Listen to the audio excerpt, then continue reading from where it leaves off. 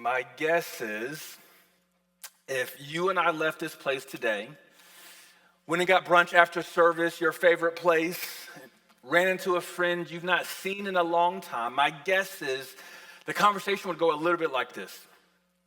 Demetrius, what's up, man? It's been a while. Good to see you. How are you? My guess is you'd get one of three responses. I'm good, which may be true. It also may be autopilot. Another answer you may get is, Demetrius, it's been a while. How are you? How are things going? I'm busy. Which again may be true, or it may be a version of autopilot. But typically after someone says they're busy, they begin to give a long list of things and reasons that are keeping them occupied. The third way we may see someone respond to how are you is by telling you that they are tired. The groans in the room, the amens in the room. Again, maybe autopilot, but oftentimes what follows is a laundry list of things that have someone exhausted. More than ever, we find ourselves busier and more exhausted and more fatigued than ever before. And I want to be clear, to be busy, to be tired is not necessarily a sign of sinfulness or that you are doing life wrong. Oftentimes, it's actually an example of the opposite, right? Luke 12:48, if I were to paraphrase, says, to whom much is given, much is required. Some of us may be busy, some of us may be exhausted because we are giving ourselves to things that are good, to things that are missional in nature. There was a time when I was a part of a former church, and every Sunday when I got up to preach, right after the introduction, there would be a guy every Sunday who would fall asleep. And not like the head nod, I'm talking head back, mouth open, just every week. Like so comfortable. I'm like, bring a pillow, your blanket, your CPAP, just bring your stuff. If you're gonna sleep, then just sleep.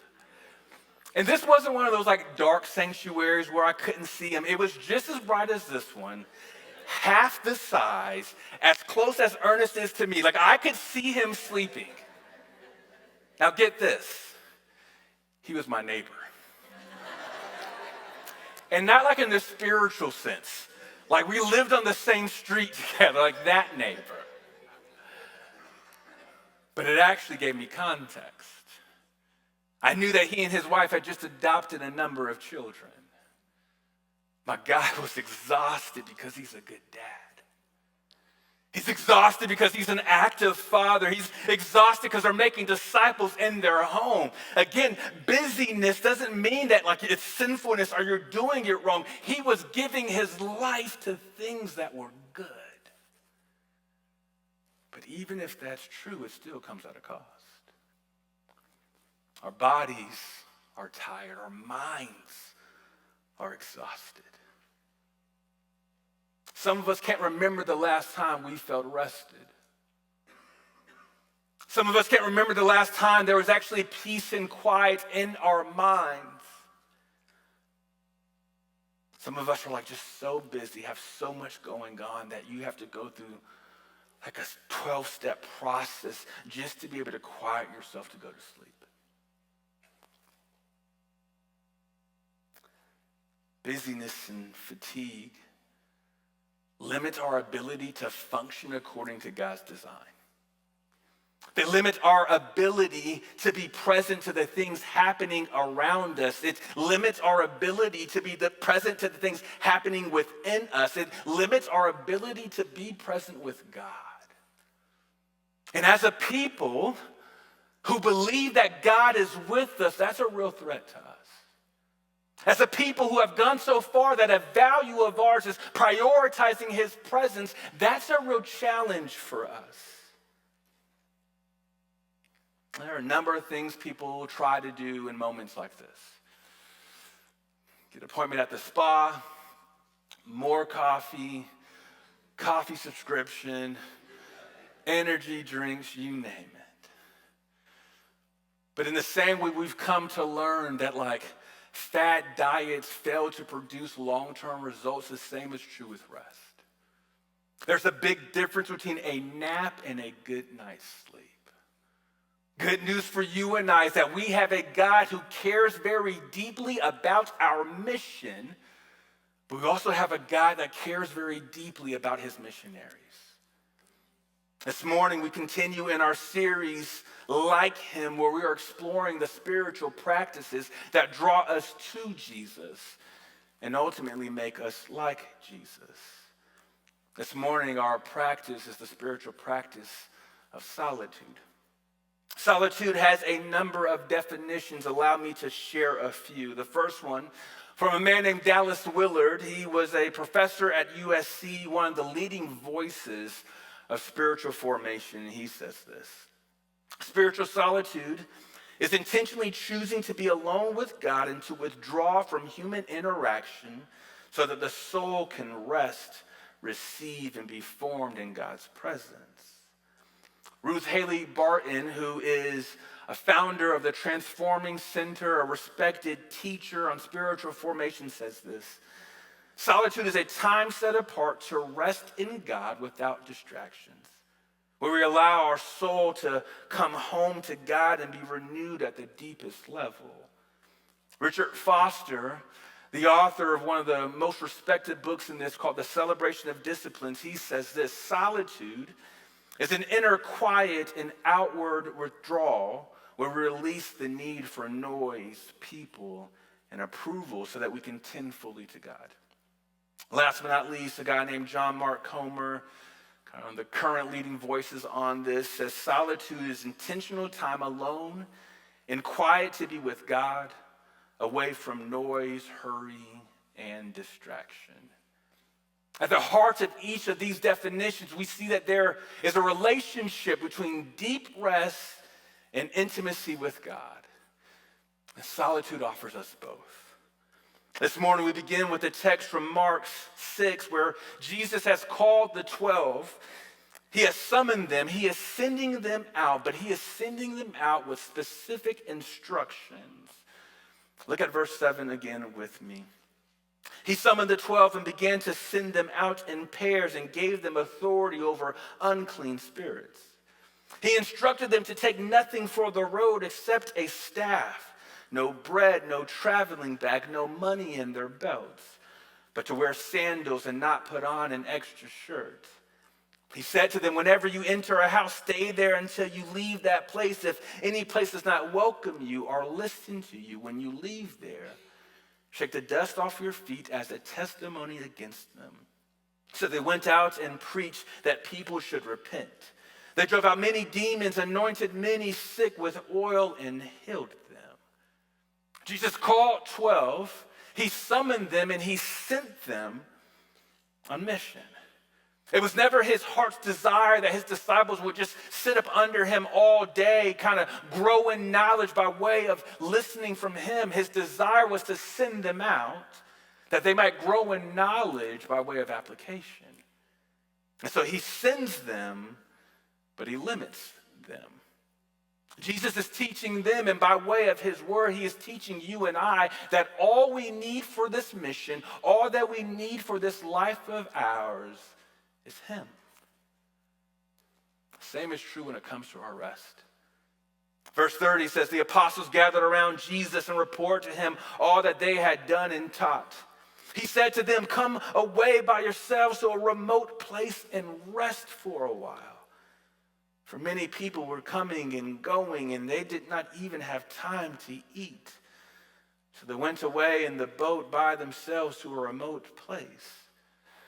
The apostles are in a spirit of celebration and praise. They are coming back from being on mission. They are reporting all that they got to experience. Like they're joyful. They are telling God what they did. And according to the original language, the literary context, Jesus interjects and says, come away by yourselves. Meaning that while they're celebrating all that's happening, Jesus jumps in. He interjects with an invitation to get away with him. His heart is not simply to call them to more, to produce. His heart's call is to come and to be with him. And like at this point of like the story, I don't even know if the apostles, I don't even know if that's even what they want. All right, like if you've ever had this season of like incredible productivity where things are happening, things are moving, sometimes like that adrenaline and that excitement, you just want to keep going. Like imagine you are touching people and they are being healed. Like if that were me, like that's all I would want to do. Like if you coughed around me, like I'm running to you to touch you. You sneeze, I'm getting the oil out. Like if you experience what they experience, you may just want to continue to go, but we have a God who not doesn't always give us what we want, but we're faithful to give us what we need. And what they needed in this moment was rest. Jesus has come away. I mentioned earlier just like the realities of like busyness, the realities of fatigue, but by no means are they the only reasons that we need solitude. Another reason that solitude is good for us is it's good for us for the sake of humility.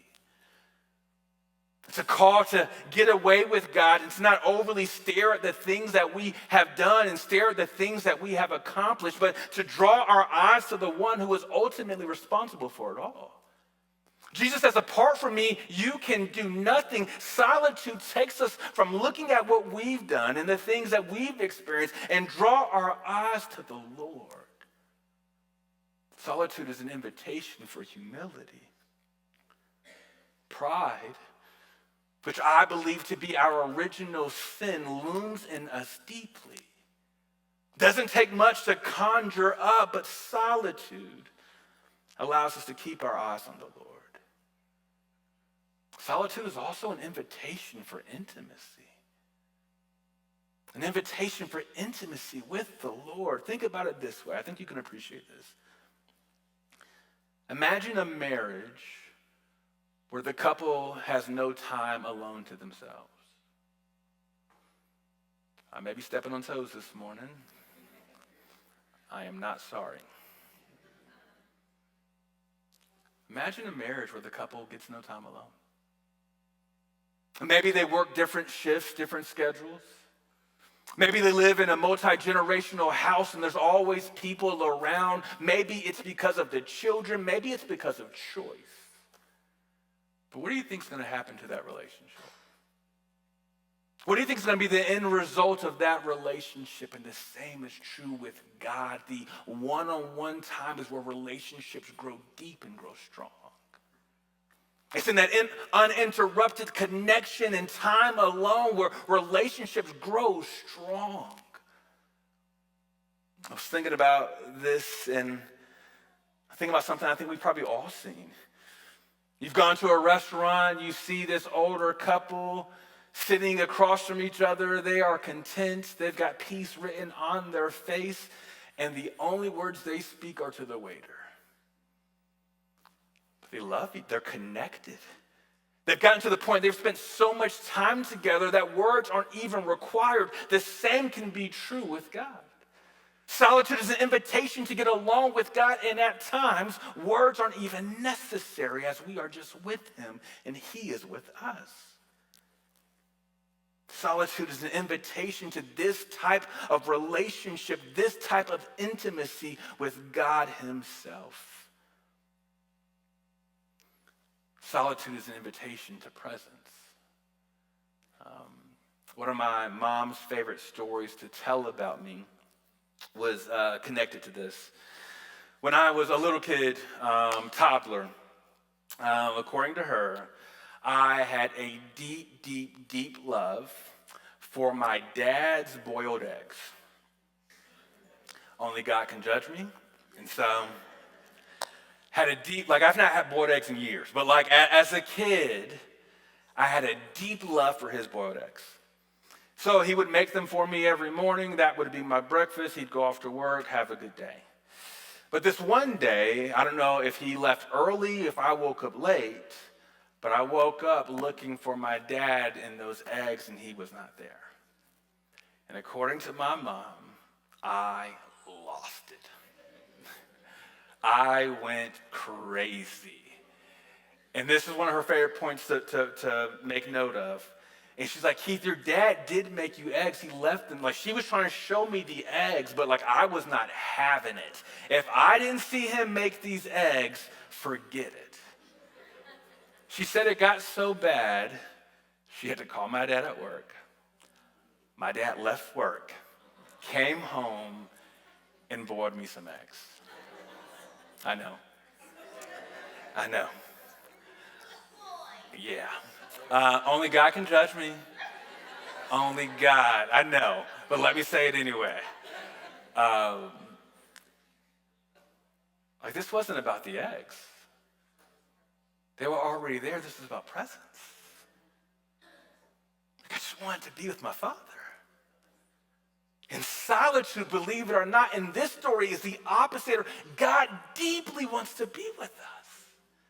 I'm not calling him a spoiled toddler. But in this story, like does that register that God himself deeply wants to spend time with you? He deeply wants to be in your presence and vice versa. Solitude is an invitation to be alone in the presence of God.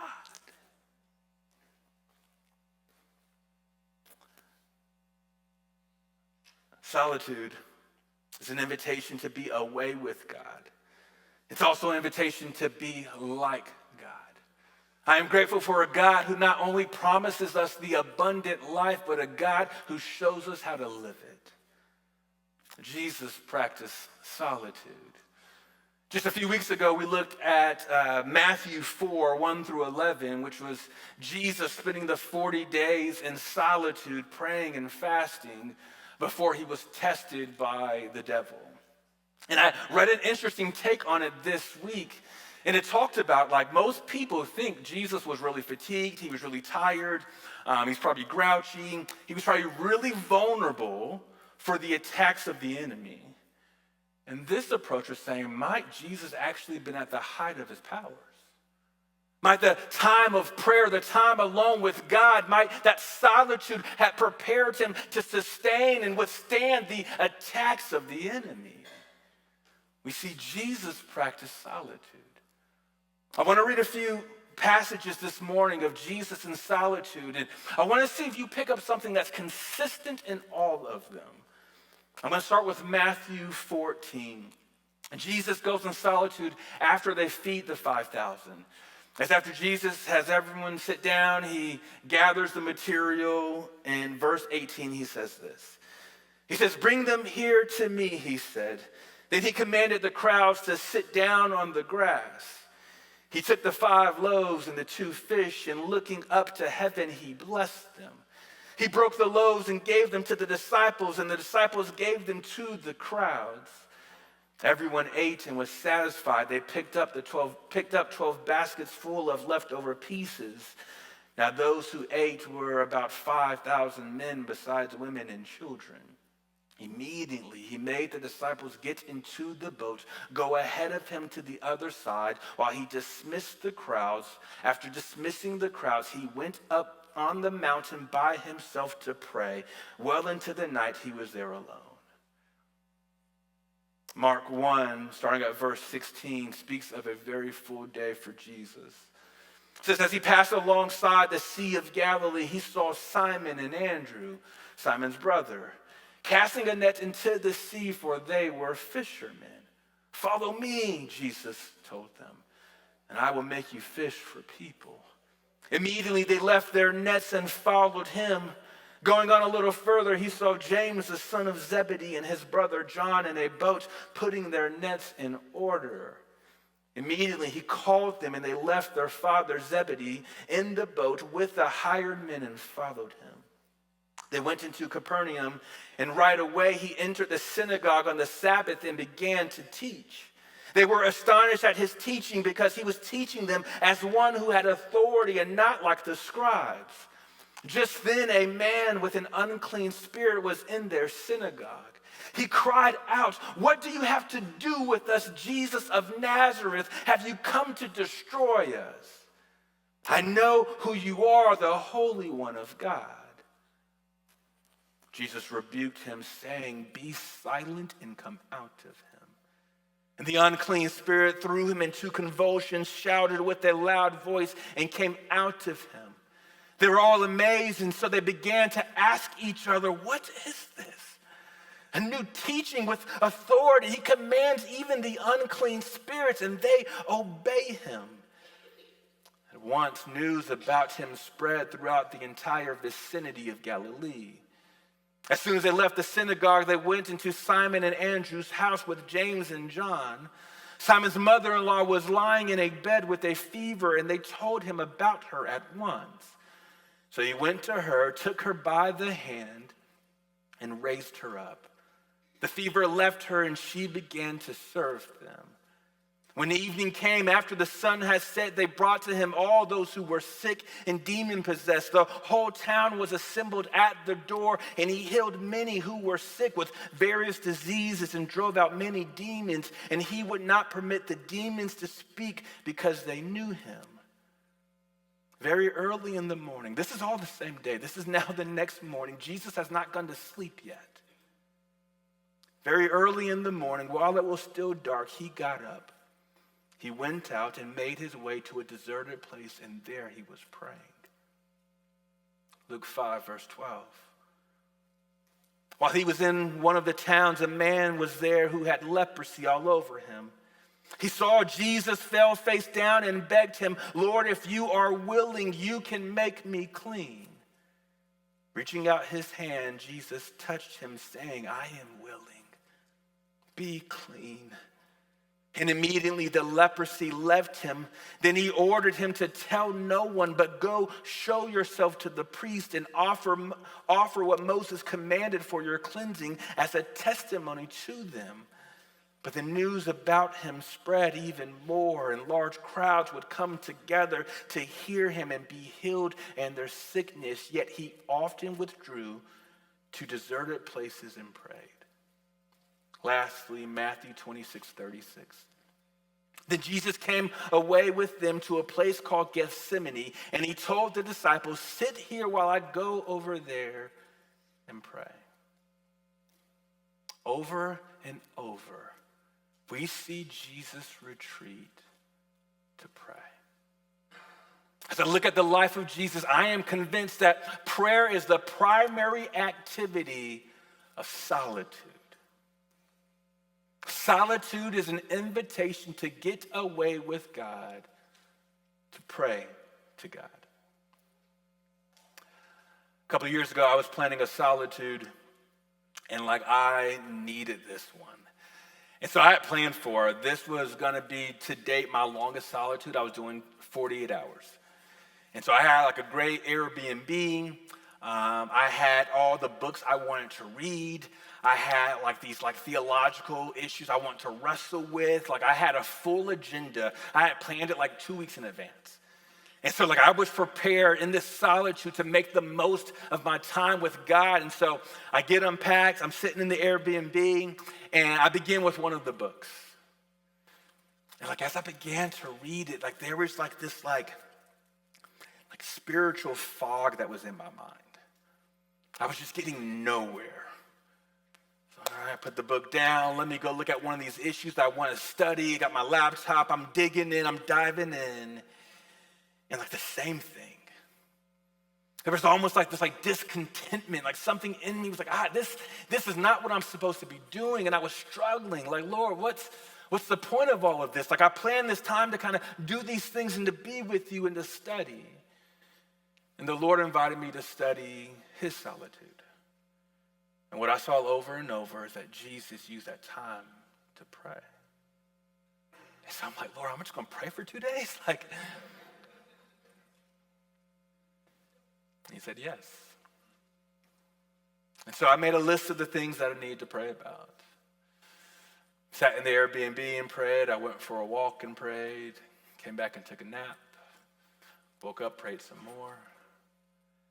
I believe the primary activity of solitude is prayer.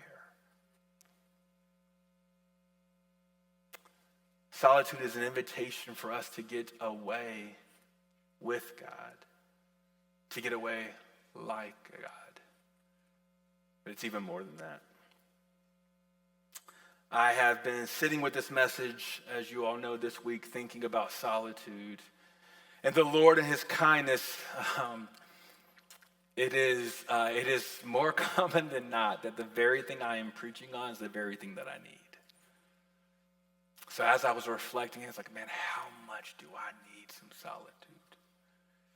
And God in his kindness changed my schedule where I had to get away this week and had a few hours to myself in the car, driving to and from Atlanta, and it was a chance for me to pray to God.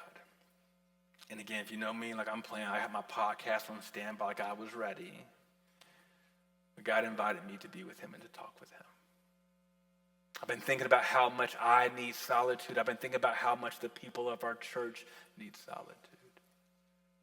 I've been thinking about some of the reasons we need solitude.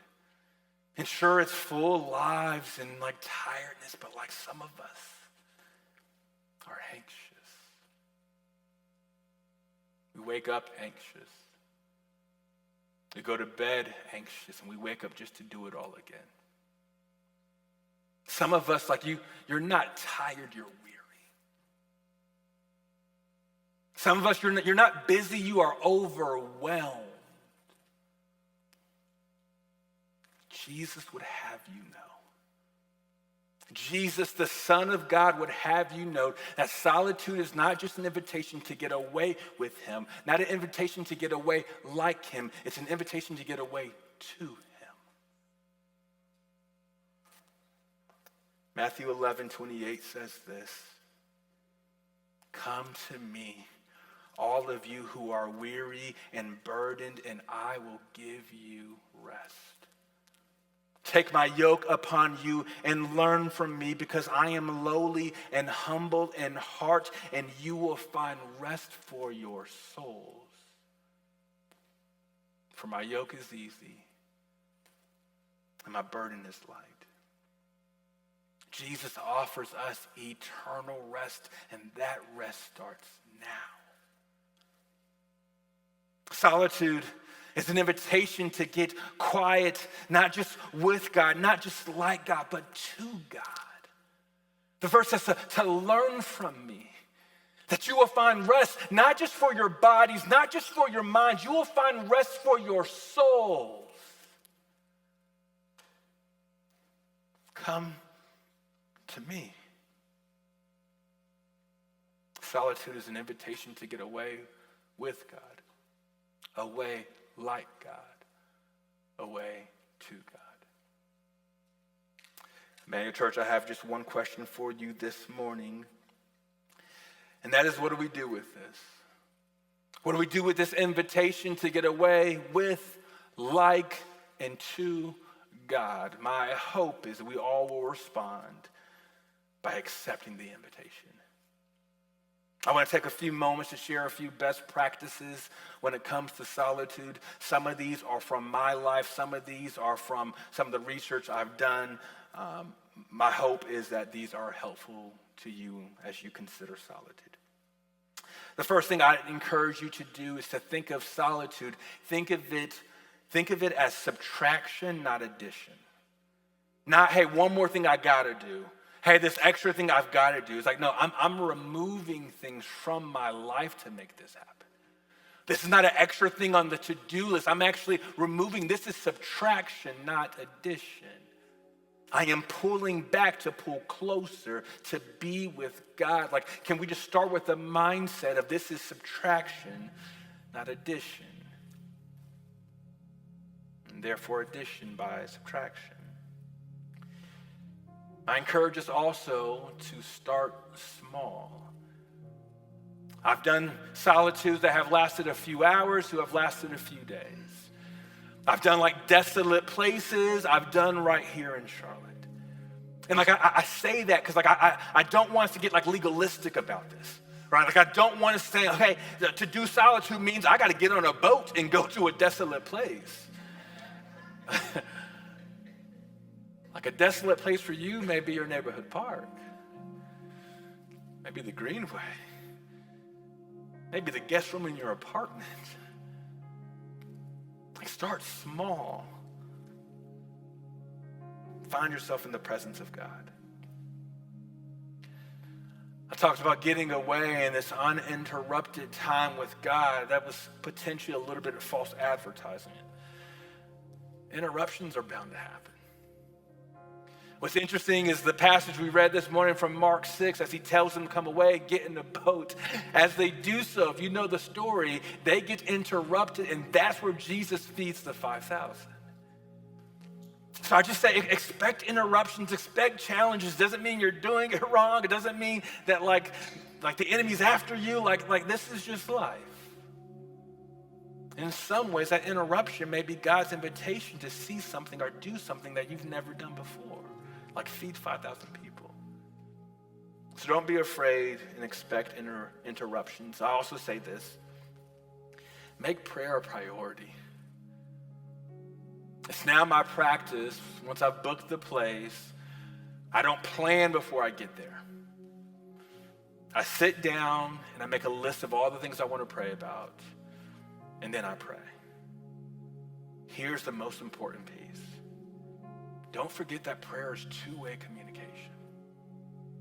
I've been guilty of talking God's ear off, saying amen and walking away.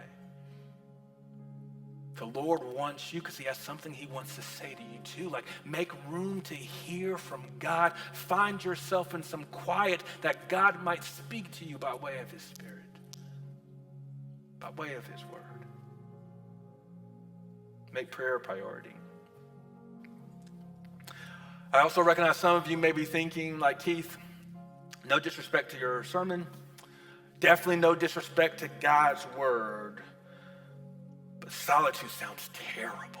Like, solitude sounds like boringest thing. Like, I understand there may be a few of you that this doesn't sound appealing at all. May I challenge that thought? Like, solitude might end up being the most exciting thing that you have ever done. As God reveals himself to you, as God maybe reveals something he's calling you to, like the idea that is boring, it might be the opposite of that. You go and get away with him and hear from him. Who knows what he might say to you? I will say this in fairness. Solitude sometimes takes some time. Right? Like the first one and the beginning of it might just take you a while for even your mind to quiet down. It might take some time to experience fruit. I've come to learn that fruit grows slowly. So be patient in this. There's a quote from all people from Albert Einstein that talks about solitude that says this. It says, I live in that solitude which is painful in youth, but delicious in the years of maturity. Some of you may be thinking like solitude sounds awful because it sounds lonely. I love people. I want to be around people. I'm by myself enough. I have you know solitude is the opposite of loneliness. Richard Foster, who I mentioned earlier, he says this. He says loneliness is inner emptiness. Solitude is inner fulfillment. As you go away on solitude, you are not alone. You are in the presence of God. There is no greater companion. There is no one greater to spend time with, to talk to, and to hear from. Solitude is the opposite of loneliness. I also recognize there may be some in this room like, this sounds great. I need solitude. Sold. I'm buying in. I want this. I want to live like Jesus, but I have no time. I have no room. Like you don't understand the responsibilities that I have. Like I'm a student and I'm just trying to make it and get this degree. I'm a stay-at-home dad. My kids need me. I'm a caretaker. If I'm not taking care of my aunts, who will? Some of you feel like I love the idea of solitude, but I can't afford to get away. If that's you, I'd actually say you can't afford not to. A commitment to the things that you love, a commitment to your responsibilities is you getting away with God, allowing Him to give you rest, to draw you closer to Him. So if this feels impossible to you, would you ask your friends to watch your kids? If this feels like a financial thing, would you ask your small group to give donations? Would you ask your boss for an extra shift so that you can take a day off? Would you fight to find yourself in the presence of God? And if for circumstances beyond your control, that's just not possible, I want you to hear this. Solitude doesn't require getting in a boat to a desolate place. God's presence is everywhere, which means solitude can happen anywhere. Solitude is saying, Lord, I need to be with you. I want to be like you. I am finding myself. I am drawing myself to you. Because God is everywhere, solitude can happen anywhere. Let's pray.